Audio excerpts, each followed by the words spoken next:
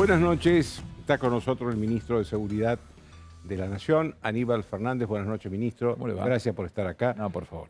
Primera pregunta. ¿Sigue creyendo que el comandante del avión iraní es un homónimo de un iraní mucho más? No, hay que mirarlo con el ojo claro de lo que es la Bueno, legislación pero argentina. era hora que no crea, ¿eh? No, espere, no se apure. La legislación argentina habla claramente de lo que es la presunción de inocencia.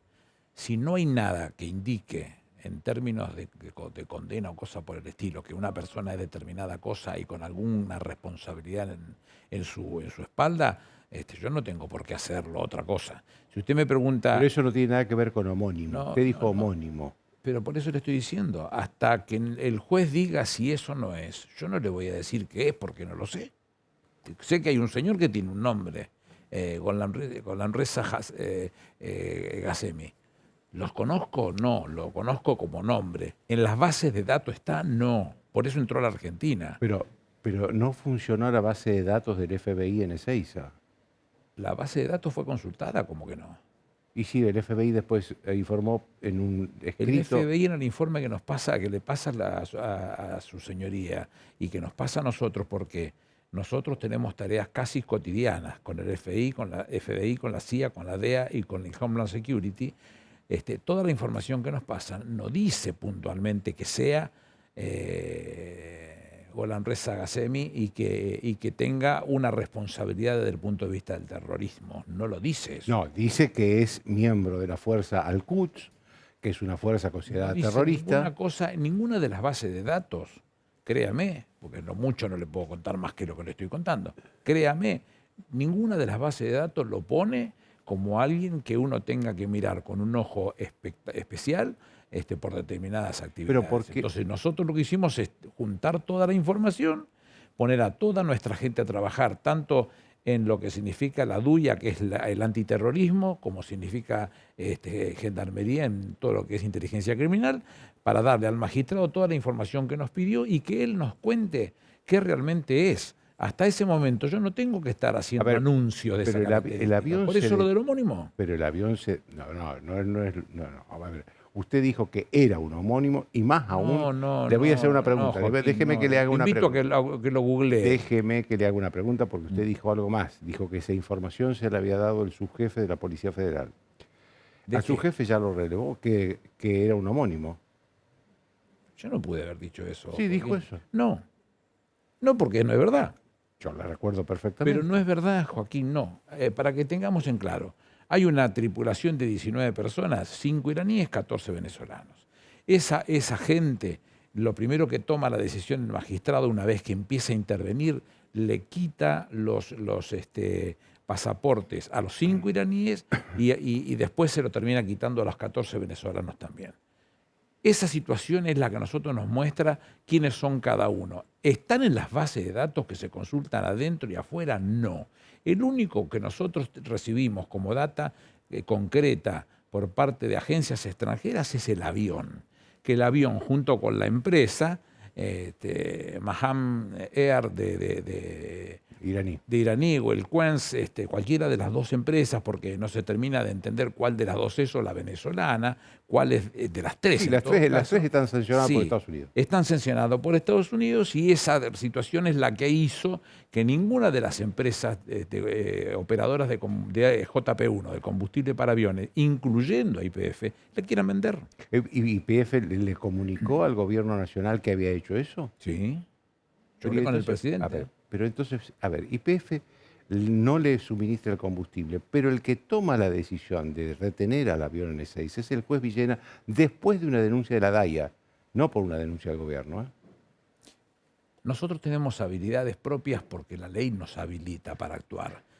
Todo lo que ha hecho la Policía de Seguridad Aeroportuaria es lo que la propia legislación le permite. En cuanto a la inspección, en cuanto a la presencia de todos nuestros especialistas, de nuestros técnicos, de los perros para inspeccionar el avión en todos los sentidos, eso se hizo sin haber estado la denuncia todavía. Se hizo antes. Por una razón. No lo retuvo al avión. Sí, ¿dónde quiere que lo haga? Si lo hago en la Argentina, yo no lo puedo hacer en otro lugar. Ya sé, pero No lo puedo, quien da la no lo orden puedo de que hacer el avión se porque, quede en la porque Argentina hasta es el ese juez. momento el avión no tiene nada que no sea esto que las agencias nos hacen llegar en cuanto a las sanciones por parte de Estados Unidos del avión y de la empresa.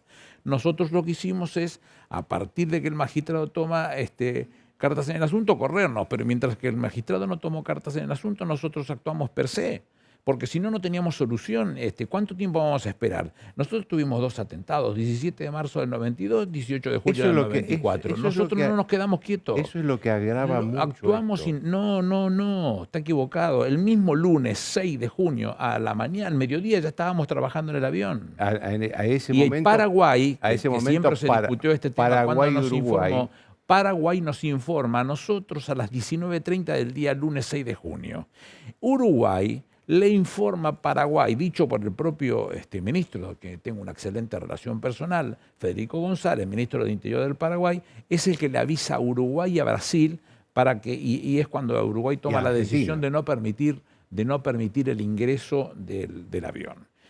Pero estaba muy clarito de cómo son las cosas, no nos hemos detenido un solo segundo cuando todavía teníamos facultades que son propias de la Policía de Seguridad Aeroportuaria y que no se quedaron quietos nunca. Ahora, ministro, ¿no le parece raro que el avión no haya podido ingresar al espacio aéreo paraguayo, no haya podido ingresar al espacio aéreo Sí, al paraguayo uruguayo? ingresó.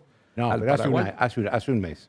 Eso No, en fue mayo. en mayo, sí, Y hace un bueno, mes. menos de un mes. Estamos hablando del 6 de junio y esto fue el 21 de mayo, 10 días antes. Sí, 10 días antes, bueno, pero es otro viaje. Bueno, entró. Es otro viaje. Entró. Que hoy le aviso, ese avión cargó combustible en Chile y ese avión cargó combustible en Madrid. Ese avión, cuando no entra cuando el gobierno paraguayo se da cuenta de que el avión que había estacionado, que había aterrizado en Ciudad del Eje, releva a todos los funcionarios del gobierno paraguayo que dejaron aterrizar ese avión. Pero hoy el ministro anticorrupción de Paraguay hizo una denuncia por terrorismo contra los tripulantes de ese avión. Hoy. Ahora, yo lo que le quiero decir, no lo deja entrar Uruguay, no lo deja entrar Paraguay, y acá resulta que en la Argentina va de Ezeiza a Córdoba, de Córdoba a Ezeiza. Ya había entrado. Cuando viene por primera vez, no puede bajar en Ezeiza porque no lo permite el clima, va a Córdoba. En cuanto le permite el clima, viene a la Argentina, descarga el producto que trae, que en definitiva es piezas que son para una empresa SAS, que es proveedora de Volkswagen, y nosotros comenzamos el proceso de análisis del avión. Ahora, Así fue. Pero ¿por qué Uruguay y Paraguay no lo dejan aterrizar? Eso es posterior, es muy posterior a todo lo que le estoy contando. Estamos hablando del mismo día. No, es posterior. Nosotros comenzamos a investigar el avión sin existir a la denuncia todavía por parte de ninguna de las partes. Con lo cual es peor. ¿Por qué? Si son atribuciones propias. ¿Por qué? Es peor porque acá se lo deja aterrizar al avión, pero cuando va...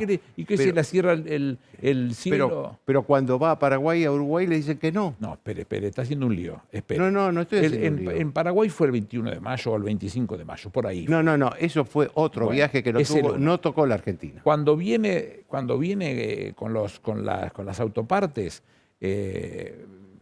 intenta trabajar en viene a Argentina. No pueden bajar en Ezeiza, baja en Córdoba y cuando las condiciones se le dan, viene a Ezeiza. En Ezeiza lo que se hace es bajar la carga y una vez que tiene las condiciones y el plan de vuelo para ir a Uruguay y permitirle que vaya a cargar combustible y se fuera, hasta ese momento no había ningún impedimento. ¿Pero por qué Uruguay no le permite entrar? ¿Y porque después se lo anuncia, se lo comunica a Paraguay y Paraguay y Uruguay, como todo Estado soberano, toma sus decisiones y tomó la decisión de decir que no. Como le había comunicado a la Argentina. Argentina le comunican el lunes a las 19:30. Hay informaciones diplomáticas que dicen que la Argentina tuvo información un mes antes. No es verdad. Es mentira eso. Ninguna información diplomática. Yo le leí su nota a eso. No es verdad.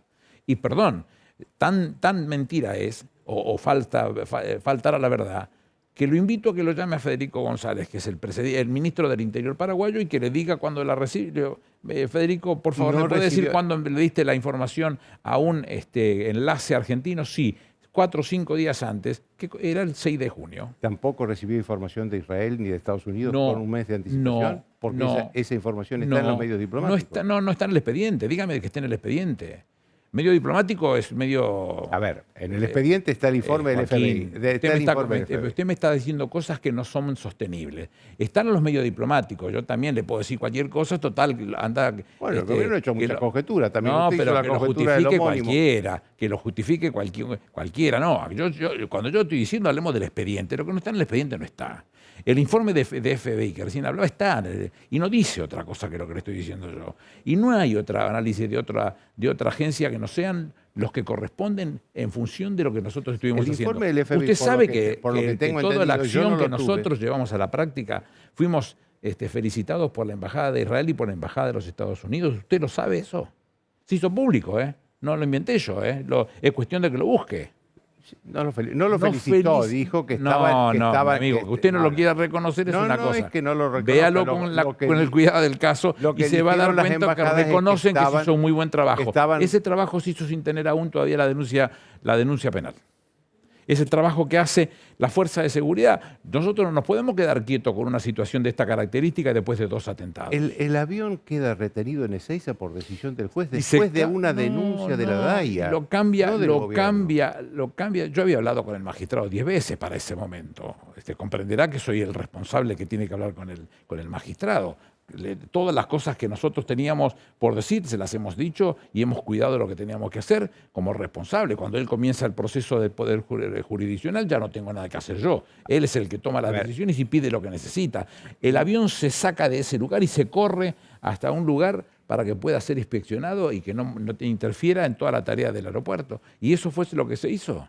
Ministro, yo la imagen que tengo es del ministro de Seguridad diciendo que es un homónimo, del jefe de los servicios de inteligencia. Usted lo está agarrando amañadamente. Del jefe de los yo servicios lo que le dije es que hasta ahora, no puedo decir otra cosa si yo no lo sé.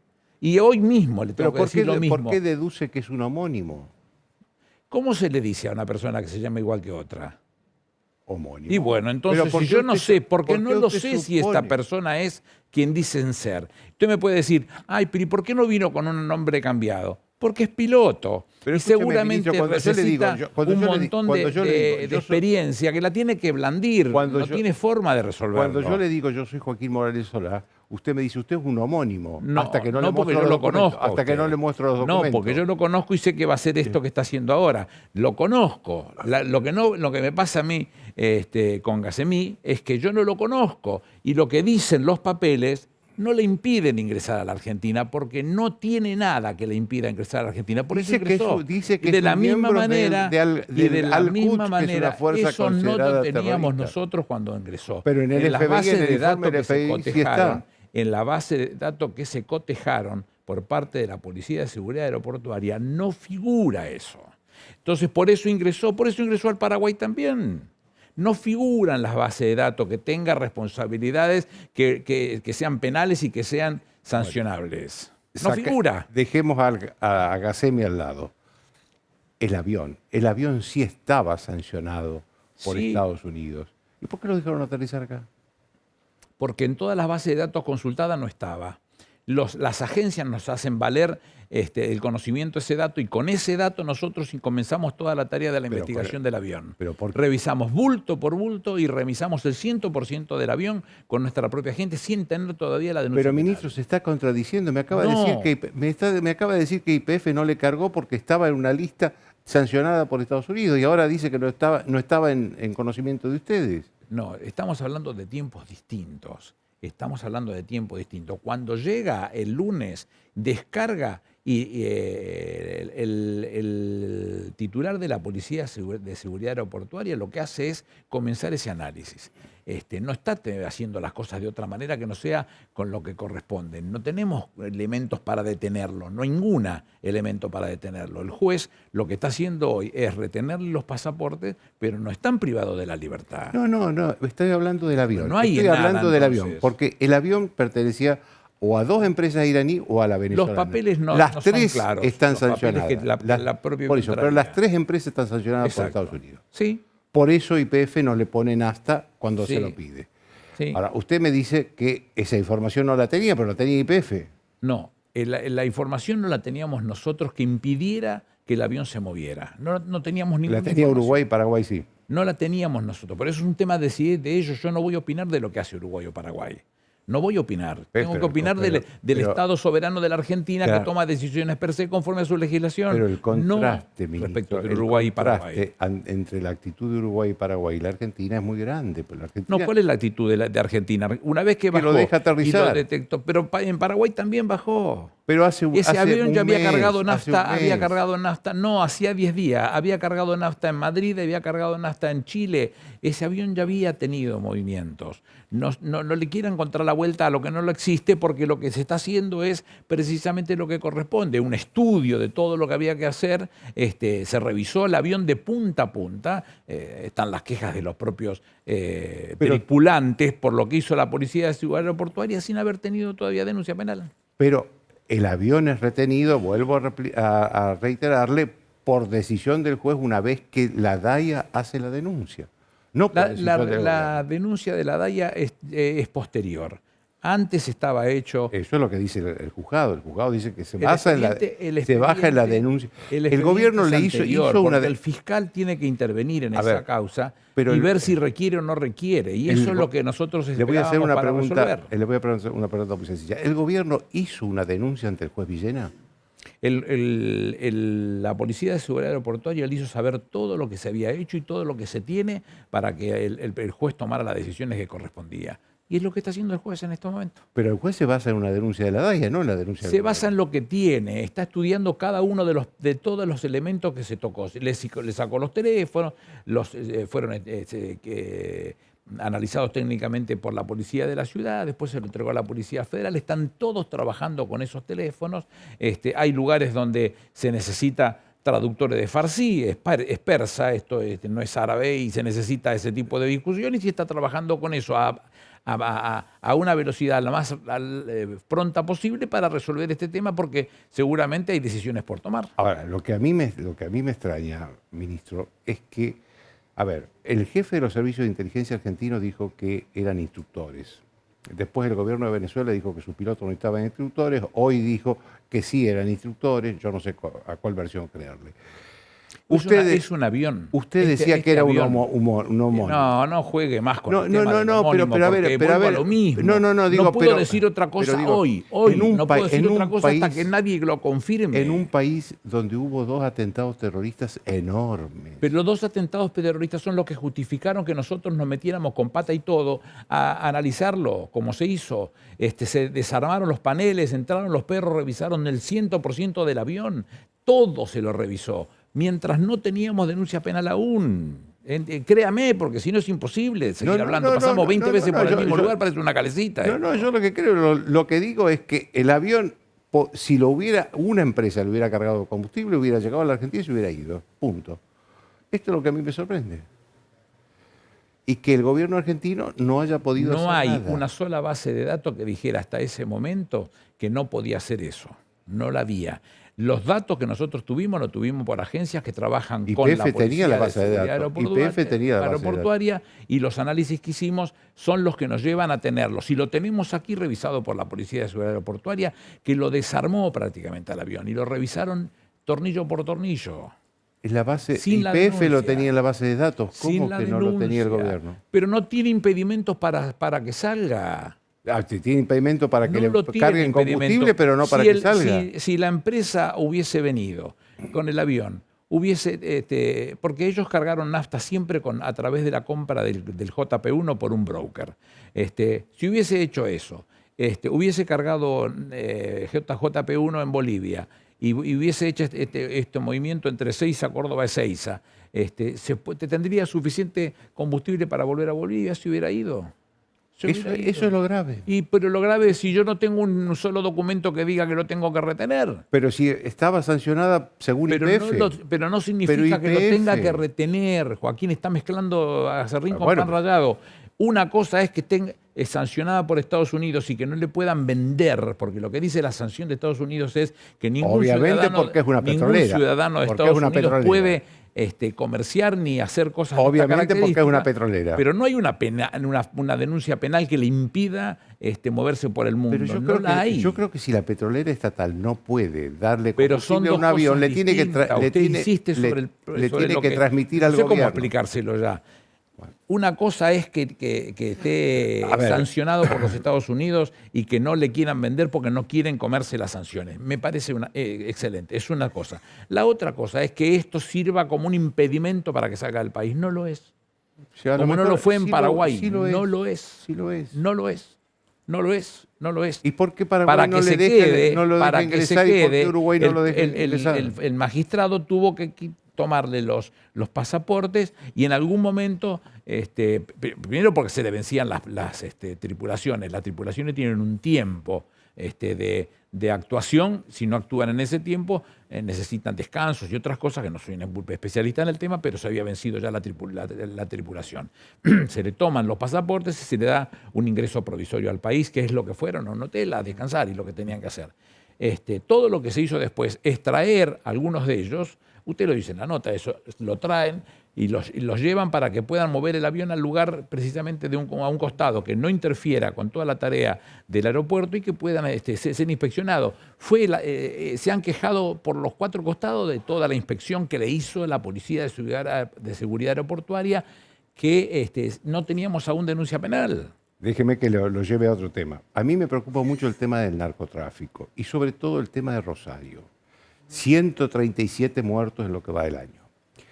El narcotráfico es un delito federal, por lo tanto corresponde a las autoridades nacionales y a la justicia federal. No es así. Hay una ley que provincializa también, le permite a las provincias que así quieran hacerlo participar de ese delito. Pero es un delito federal. No. Es un delito federal que permite que las provincias puedan actuar. La provincia de Buenos Aires actúa Santa Fe, actúan un montón, muchas provincias. Obviamente, pero ante el fenómeno del narcotráfico, la que tiene que actuar es el gobierno nacional.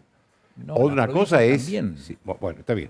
¿Usted qué dice? ¿Que la culpa es de la provincia de Santa Fe? No, yo no he hecho culpas a nadie. Lo de Rosario, que ocupa casi el 12% del territorio, no es de ayer esto, ¿eh?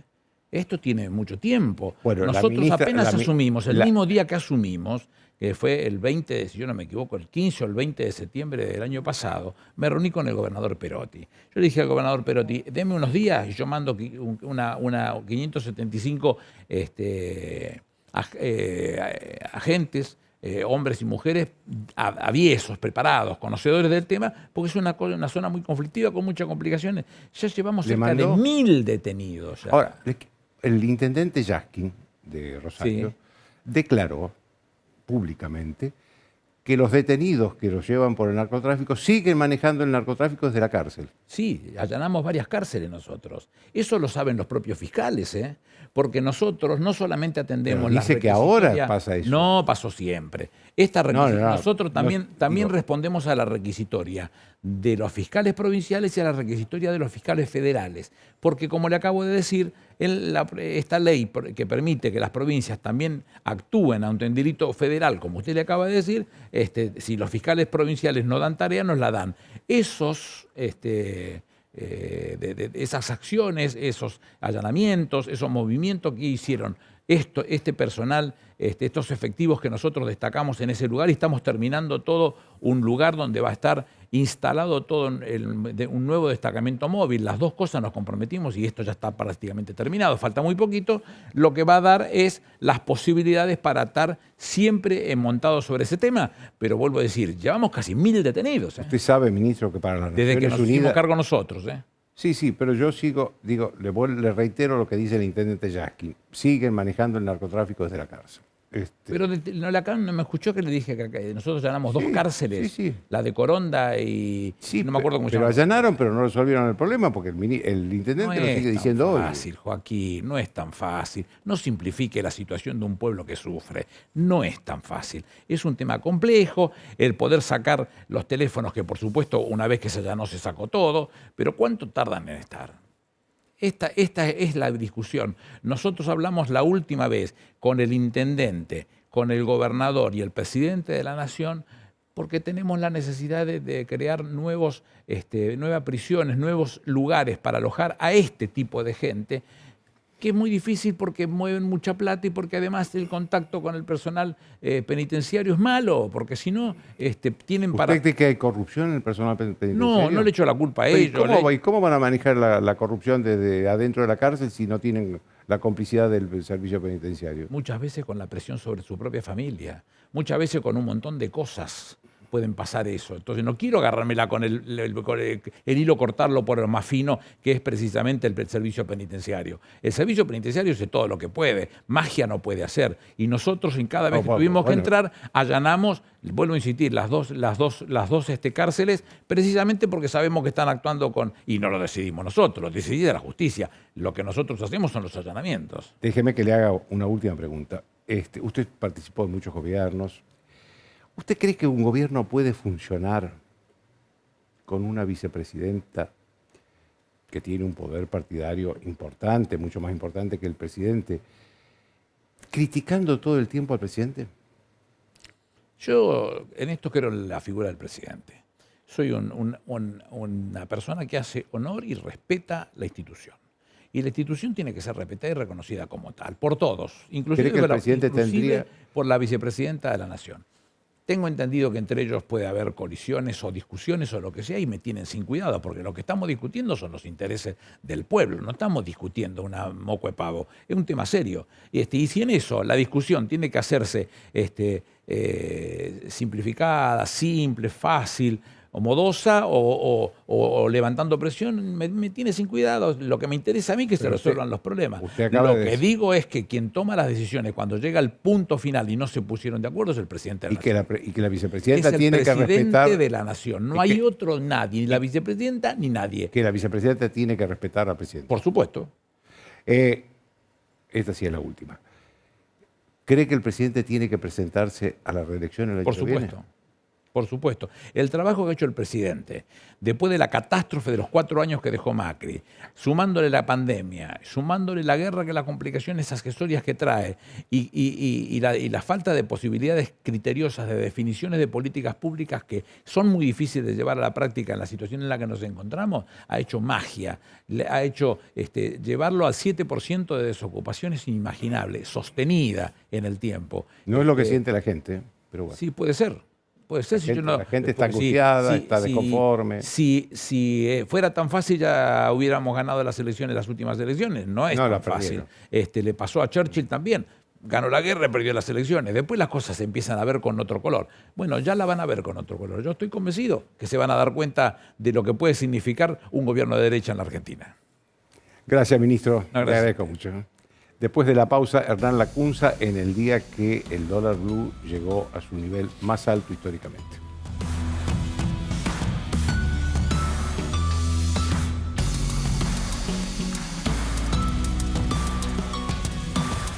Auspician desde el llano.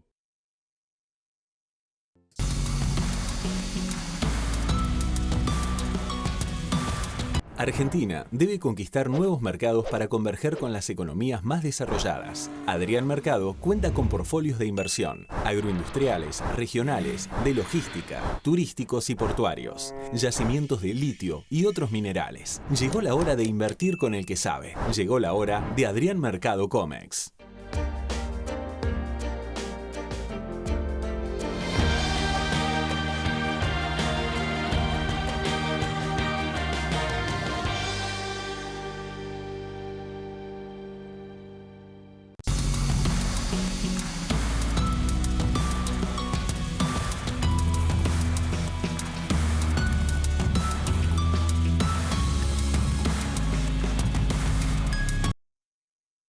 Banco Ciudad te quiere ver crecer. En Arcor trabajamos a través de una gestión sustentable, innovando en cada uno de nuestros productos para que todas las personas podamos vivir mejor.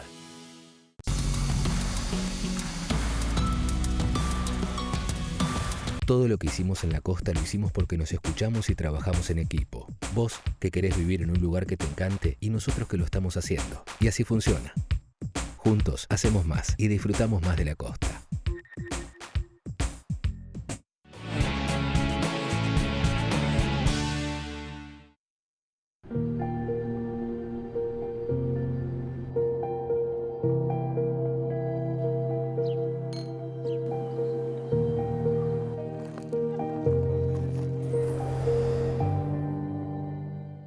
Grupo Petersen, desde 1920, construyendo el país. ProPymes cumple 20 años. Somos la generación del futuro de la industria y la energía. Trabajamos junto a nuestras pymes para mejorar la competitividad y proyectarnos al mundo. Somos ProPymes, el programa del Grupo Techint para el fortalecimiento de su cadena de valor.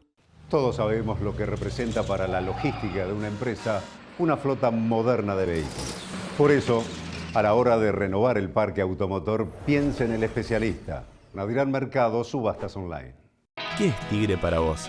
Es mi vida. Mi vida. Tigre es mi vida. Cumplimos años. Y lo que nos impulsa a mejorar es saber que todo lo que hacemos es para cumplir siempre con vos. OSPE, 25 años dedicados a cuidarte.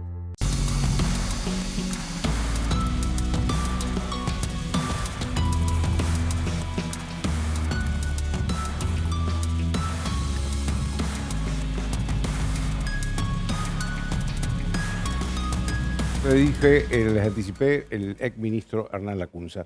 Hernán, la primera pregunta que te quiero hacer se refiere a una versión que anda circulando en medios políticos y económicos sobre que habría un pico de tensión, no sé si económico, social, cambiario, en agosto o septiembre. Pero tiene que referido a la economía, por eso te lo pregunto a vos. ¿Vos ves eso posible? Me parece, Joaquín, que la economía es como el cuerpo humano. Digamos, si todos los días comemos con exceso de sal, algún día vamos a tener un pico de presión.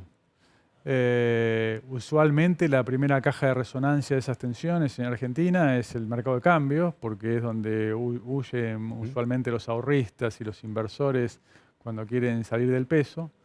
Ahora está reprimido por el cepo, entonces bueno, se desvía al mercado paralelo, al dólar blue o al contado con liquidación para los inversores más sofisticados. Pero en definitiva, Joaquín, bueno, uno no puede saber bien cuándo, puede sí tener alertas, por ahí avisos del cuerpo humano, avisos de tensión. ¿Esos avisos están ahora? Y bueno, claro, sí. Están desde hace tiempo. Recordemos, Joaquín, que hace 2 años teníamos inflación en 35, el año pasado 50 y ahora está en 80. Así que es un deterioro parsimonioso, pero acelerado últimamente, pero continuo.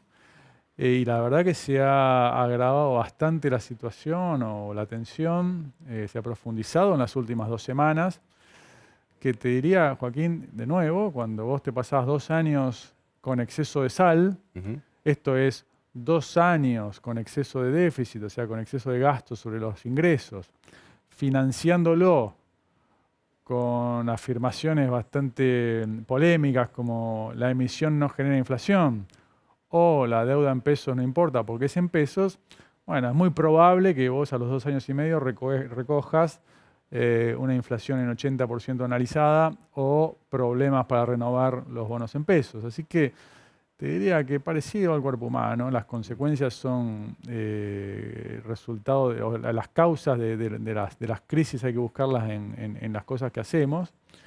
Y bueno, eso está pasando hoy con la economía, ¿no? Te quiero hacer 2 preguntas que tienen que ver con hechos de hoy. Uno de esos hechos es el nivel de precio del dólar blue, que es históricamente creo que no hubo otro momento. ¿Esto va a seguir así? Sigo con la...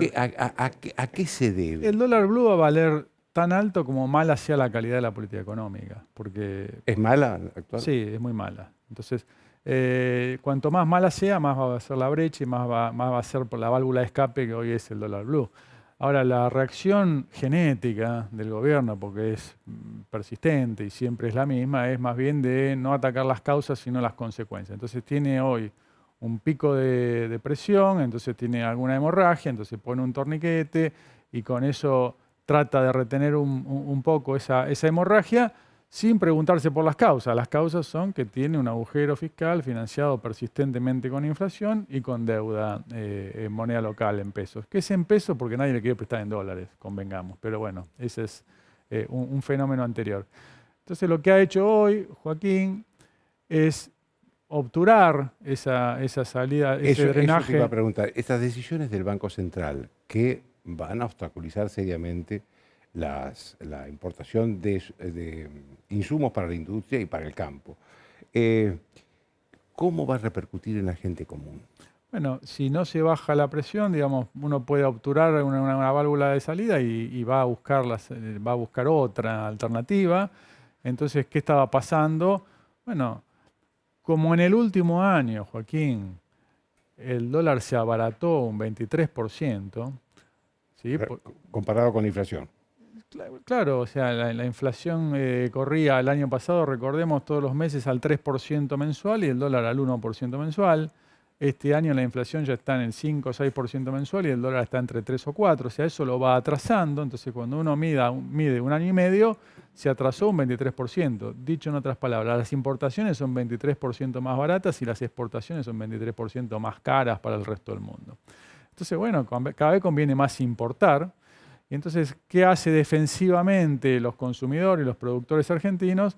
Bueno, se dolarizan vía, como está el cepo, se dolarizan sus patrimonios vía las empresas comprando maquinarias de forma anticipada. Los particulares no liquidan sus exportaciones, los de servicios. Bueno, se defienden cada uno como puede, pero la causa es que dejamos atrasar el dólar, el tipo de cambio 23% en un año. Entonces, bueno, después uno puede tomar medidas como las de hoy, que pueden servir como un paliativo de un par de días mientras busco la solución sobre las causas, pero si no hago nada con las causas... ¿Crees que están buscando la solución a las causas? Me parece que lamentablemente no. Si yo miro dos cosas. Primero miro las declaraciones o los enfoques de los voceros oficiales de todos los rangos, más bien están siempre abocados a buscar las causas externas, la guerra, las declaraciones de otros, o sea, siempre la culpa es el otro, con lo que me parece que es un ejercicio de pérdida de tiempo. Cuando miro algo más importante, que son los números, que son más importantes que lo otro porque es lo que en realidad después repercute en la calle. Bueno, hace 90 días, Joaquín, se firmó un acuerdo con el Fondo Monetario. Después de 2 años de negociaciones secretas que nadie sabía qué estaba pasando, bueno, se celebró un acuerdo con el Fondo Monetario que decía vamos a reducir los desequilibrios, o sea, vamos a comer con menos sal porque tenemos una inflación alta y un agujero fiscal muy importante. Cuando uno mira los 2 meses siguientes, el gasto público creció 17% arriba de la inflación. O sea, le agregamos más sal al menú. Uy, se me cayó el celular. Le agregamos más sal. Entonces, bueno, obviamente cuando los que financian eso, que son los que compran bonos, los que otorgan préstamos, cuando ven ese comportamiento deducen, no, bueno, pero este paciente dentro de 3 meses va a tener más inflación y más deuda en pesos. Entonces dice, bueno, hasta acá llegué. Y eso es lo que está pasando en las últimas 2 semanas. Bueno, a ver, hablando de inflación, yo creo que es el tema número 1 de preocupación de la sociedad. No creo, lo leo en las encuestas. ¿Hasta cuándo vamos a seguir con esta inflación? ¿Hay posibilidad de que este gobierno resuelva este problema antes de que termine el mandato?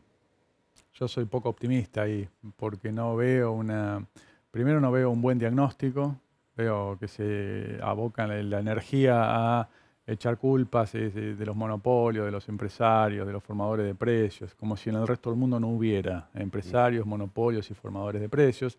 Así que está perdiendo el tiempo con eso, a la guerra. La guerra puede generar una inflación adicional del 4 o 5% en el mundo, como está ocurriendo en los países vecinos, en Chile, en Brasil, 4 o 5 anual.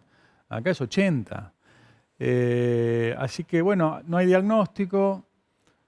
No tengo clara la voluntad, porque a la mañana un funcionario dice, bueno, voy a atacar el agujero fiscal, a la tarde otro dice, no, el déficit fiscal no genera inflación, o sea, veo un desconcierto ahí. Y por último, la pericia hay que tocar los botones en el momento adecuado, en la secuencia adecuada. La verdad que no soy muy optimista y mientras se siga haciendo más de lo mismo, no veo razones por las cuales vaya a bajar, ¿no? Decime, ¿escuchaste vos? Supongo que sí, porque fue un discurso puramente económico, el último discurso de Cristina Kirchner. Sí. ¿Qué te pareció? No, me pareció muy me pareció desconcertante.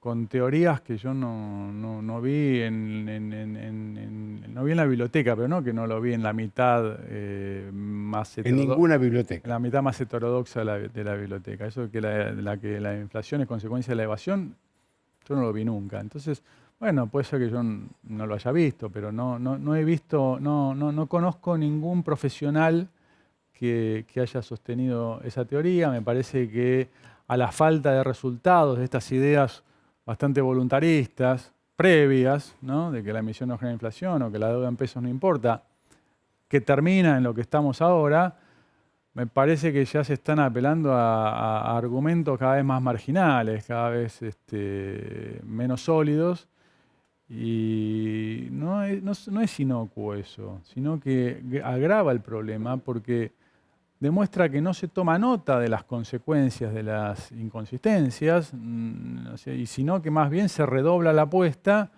con teorías cada vez más esotéricas, ¿no? Bueno, eso no me permite ser optimista. ¿Qué te pareció la entrevista, la reunión que tuvieron larga Melconian con Cristina Kirchner? Bueno, yo no estuve, claro. No, pero ¿qué te pareció el gesto, digamos? Me parece que el diálogo siempre suma. No hay que evaluarlo desde el punto de vista personal, sino orgánico, institucional. No conozco los contenidos, pero bueno, dos personas no son dos instituciones, ¿no? Entonces tiene que ser un diálogo orgánico, más entre oficialismo y oposición, que finalmente van a ser las fuerzas políticas las que conducen los destinos de un país, como corresponde en un proceso democrático. Enhorabuena que un buen profesional serio como Carlos pueda entrevistarse con una dirigente, posiblemente con la dirigente política más importante de la última década, o de los últimos 15 años en Argentina. Y bueno, celebro ese diálogo, tampoco le daría más... Si te llamara Cristina, ¿irías? Bueno, sí, si fuera orgánicamente funcional a la posición de mi espacio político, ¿no? O sea, creo que esas decisiones son individuales, pero en el marco de un equipo y de un programa de gobierno o de oposición en este caso. Pero sí, no tendría problema. Te agradezco mucho, Hernán. Un placer. Una pausa. Después de la pausa voy a hablar de la situación de la economía también y voy a hacer un resumen de lo de Aníbal Fernández.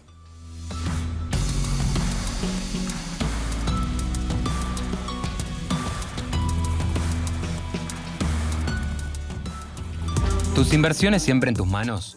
Para invertir de forma inteligente. Descarga nuestra app. Inview. Transformando tu manera de invertir.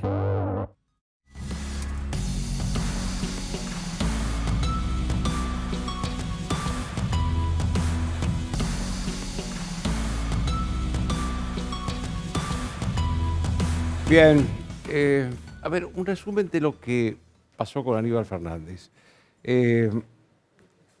Yo creo que no aclaró nunca por qué ese avión, que todavía está en Ezeiza, no pudo ingresar al espacio aéreo de Uruguay y Paraguay y acá se movió como dueño de casa entre Ezeiza y Córdoba, entre Córdoba y Ezeiza. No hubo explicación, más que una cuestión de horas y de... no lo sé, la verdad. Confundió dos ingresos del avión a Paraguay. Uno es, al día de hoy, hace un mes, según él, al momento que llegó a Ezeiza, hace 10 días, que sí entró ese avión y aterrizó en Ciudad del Este, en Paraguay. Hoy el ministro de Anticorrupción de Paraguay hizo una denuncia por terrorismo contra la tripulación de ese avión. Hoy. Ahora, yo digo, si hicieron todo bien, ¿por qué el juez necesitó la denuncia de la DAIA para ordenar que ese avión se quede en Ezeiza? Porque si no hubiera existido esa denuncia de la DAIA, y si no hubiera actuado, por lo tanto, el juez, ese avión estaba en condiciones de irse. Y acá ni nos hubiéramos enterado, ni nos hubiéramos enterado. Una cosa que me extrañó es que hay una nueva figura, no sé si jurídica, legal, y es que un homónimo es un homónimo hasta que no se demuestre lo contrario. O sea, a mí cuando alguien me dice que se llama Juan González, yo creo que se llama Juan González. No tengo por qué creer que es un homónimo hasta que no me demuestren que no es un homónimo. Que esta es eso y que eran instructores de vuelo fueron los grandes argumentos del gobierno para decir que no pasaba nada con ese avión. En cuanto al narcotráfico, yo realmente me preocupa ese tema porque creo que es un tema, el del avión también, en un país que tuvo 2 atentados terroristas, con iraníes, uno de ellos, el señor Gamesi, que es el comandante del avión, como miembro de la fuerza Al-Quds, considerada terrorista por varios países, y CEO de una empresa aeronáutica iraní que traslada armas y personas para Hezbollah. Hezbollah es el grupo terrorista que, según la justicia argentina, participó en el atentado que voló la AMIA en 1994. Estamos hablando de eso, pero tan importante como eso es lo que está pasando con el narcotráfico. Según las Naciones Unidas, nosotros, Argentina y Chile, son los países que más consumen cocaína. Ahora, él habla de que hay presos en Rosario. El intendente Yasky, vuelvo a repetir, ha dicho hace poco que los narcotraficantes que van presos siguen manejando el narcotráfico desde la cárcel. Eso lo dice el intendente, el que vive ahí en Rosario y el que padece este problema. Otro tema que estábamos hablando recién con la CUNSA. El dólar blue llegó hoy a su techo histórico, a su nivel histórico, el techo no sabemos cuál es. Y ustedes saben que el valor del dólar paralelo muestra la debilidad o la fortaleza de un gobierno. Muestra la confianza o la desconfianza en un gobierno. Miren, le voy a dar 2 ejemplos de la época de Macri, uno a favor y otro en contra. Cuando Macri asumió, ordenó que en 24 horas se levantaran todos los cepos al dólar. 24 horas después se podía comprar dólar en cualquier lugar, libremente y legalmente. La devaluación fue insignificante. Es decir, era un gobierno fuerte que tenía la confianza de la sociedad. Cuando perdió Macri las PASO en agosto del 2019, el dólar pegó un salto que me acuerdo que en ese momento llegó a 60 pesos y parecía el dólar blue y parecía que nosotros estábamos ya en el fondo del abismo. Y en realidad el abismo siempre es más profundo de lo que creemos, porque hoy está en 233, estuvo hoy el dólar blue. Estos son, en un mismo gobierno, confianza, el dólar blue no se mueve. Desconfianza, el dólar blue pegó un salto. Yo creo que no hay un plan económico que funcione, aunque sea bueno, si no tiene la confianza de la sociedad en los jefes políticos del gobierno y en el equipo económico del gobierno. Las 2 cosas. En la conducción política y en el equipo económico.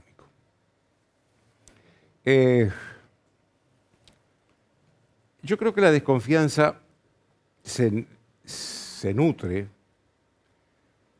de un presidente débil. Y un presidente débil al que contribuye mucho la vicepresidenta. Realmente la hemos escuchado en los últimos tiempos en el Chaco, en la CTA y en algún otro lugar más, hablando, despotricando contra la política económica del presidente. Esto me parece que es grave. Esto me parece que es grave.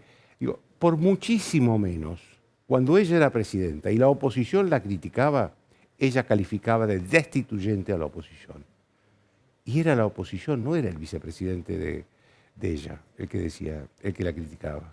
Hoy es la vicepresidenta la que sacude y critica al presidente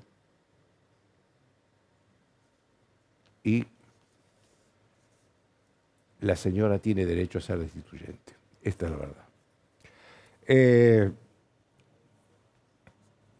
El presidente tiene su parte de culpa. El presidente tiene su parte de culpa porque el equipo económico está desgastado, el presidente se desgasta al mismo tiempo. Al equipo económico no le surge una idea ni nueva, ni vieja, ni buena, ni mala para resolver este problema. Esta es la verdad. Al equipo económico no le surge una sola idea, ni nueva, ni vieja, ni buena, ni mala para resolver la situación actual. La decisión de hoy del Banco Central, yo se lo decía a la Kunze recién, es fundamentalmente para obstaculizar las importaciones que necesita la industria y que necesita el campo también. A ver, yo lo he dicho 1000 veces en este programa y lo seguiré repitiendo, la industria argentina necesita importar insumos para poder funcionar. Esos insumos que se importan del exterior hay que pagarlo en dólares, no en peso argentino. Entonces, ¿qué se le ocurrió al Banco Central? Al Banco Central se le ocurrió que los empresarios que importan insumos deben ahora acordar con quienes le venden un plazo de 180 días. 180 días, 6 meses. ¿A quién se le ocurre que una empresa del exterior le va a vender a una empresa argentina productos pagaderos a 6 meses? Si no sabemos, ni nadie sabe cuánto va a valer el dólar mañana, cuánto va a valer el dólar dentro de 6 meses, y más aún, ni siquiera si va a haber dólares. Porque este es el otro problema. El problema de esto no es que el gobierno está presionando porque es maléfico para que los empresarios pongan dólares, porque obviamente lo está presionando para que pongan dólares de su bolsillo, si tienen, porque nadie le va a dar un crédito por 6 meses. Pero no es porque el gobierno sabe, es porque no tiene dólares, se quedó sin dólares. Y entramos en la época de la sequía de dólares, porque ya no hay cosecha importante que liquidar en los próximos meses, hasta principios del año que viene. Ahora, la pelea dentro del gobierno no es por estas causas, no es por el problema de la inflación, no es por el problema de la falta de dólares, por el dólar blue donde se va, por la industria, los insumos de la industria. En realidad, el problema del gobierno, la pelea del gobierno, es por los planes sociales. Si lo manejan las organizaciones sociales, que responden a Alberto, si lo maneja los intendentes, que supuestamente, y digo supuestamente porque manejan los intendentes, supuestamente porque los intendentes son volátiles, van de acuerdo al viento electoral. Entonces, a mí me parece que someter a millones de argentinos que necesitan la ayuda del Estado para tener un plato todos los días, someter a esta disputa de quién maneja el hambre de la gente es directamente cruel. Esto no se maneja con oportunismo, no se maneja con ambiciones políticas menores. Es el hambre de la gente lo que se está hablando. Y me parece que lo que se está discutiendo es de quién maneja una caja de millones de pesos. Una pausa y volvemos.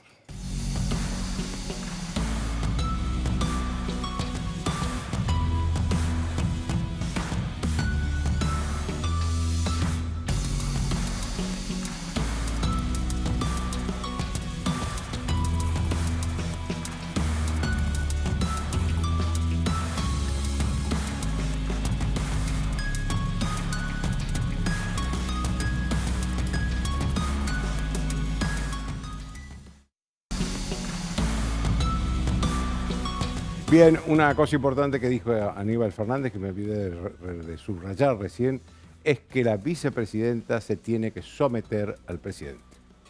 No nos queda más tiempo. Chau, hasta lunes.